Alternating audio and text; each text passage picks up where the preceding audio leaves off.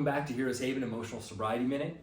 We want to wish you a happy new year. And with new year comes new resolutions. Maybe you started a gym, maybe you started a new habit. And what we tend to see is after a month or two, those habits start to decline. And maybe it's because there's no accountability partner, or maybe, just maybe, because there's no practice that's involved. So with the nugget that we give today, and the whole purpose of this is to start to step into emotional freedom, emotional sobriety, and just freedom in general from our past way of being. So instead of thinking of a resolution, let's start to think of these ways as a new way of being. And they're going to take practice. And when we share this nugget this week, maybe some things are going to come up in our mind where we think, how does that apply to me? Or I can't do this. Or you don't know the things that I've gone through.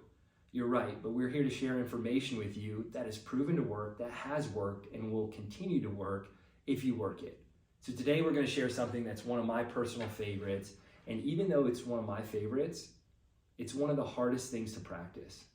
And that would be this: other people's opinions of me is none of my business.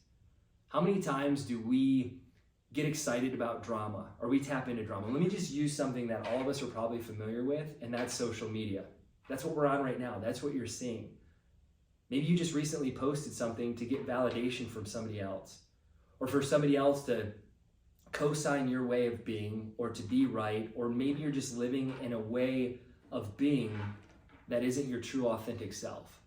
But if somebody who is an expert, who likes my post, who gives me a heart, who makes a comment, can all of a sudden excite what is in me, then I'm going to have affirmation from that person. And now all of a sudden it's building those building blocks up of other people's opinions of me now matter.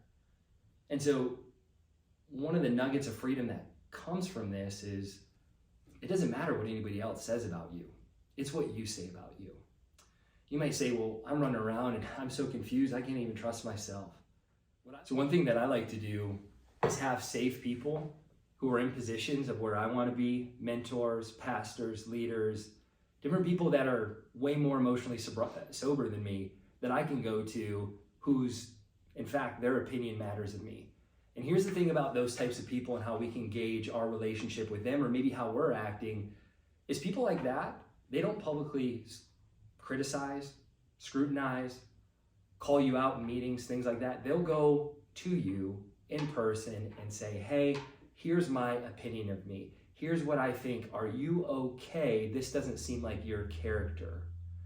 And so how this affects us when we start to dive into emotional sobriety, when we say other people's opinions of me is none of my business, we can either take this as a way to step in our own self-will and run riot and say, I'm just going to do whatever the heck I want. Because if I do this, people are going to like my post, they're going to co-sign essentially the garbage that I'm giving, and then all it's going to do is start to justify our behavior, our fixed way of being, instead of having that gauge saying, what I'm doing isn't that emotionally sober. But what if we could, on the contrary, step into a place of freedom and say, other people's opinions aren't my business. If I want to post this selfie and I think this hat is stupid, but I like this hat, or this shirt is weird, or what is this person, it doesn't matter.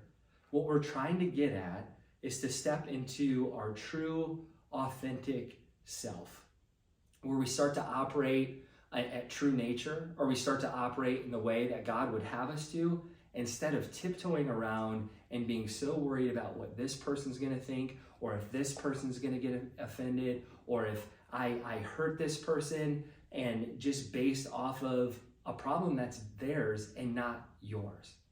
So when we can start to step into this freedom and do the things that we're called to do while being authentic, we start to operate in a way that is our true blueprint to this life. Because there is only one of you, and how unfortunate is that to have other people's opinions of you start to dictate that blueprint when you have the uniqueness and the purpose and the calling on this life that we only get one shot at. So I hope this impacted you today. And remember, other people's opinions of you, it's none of your business.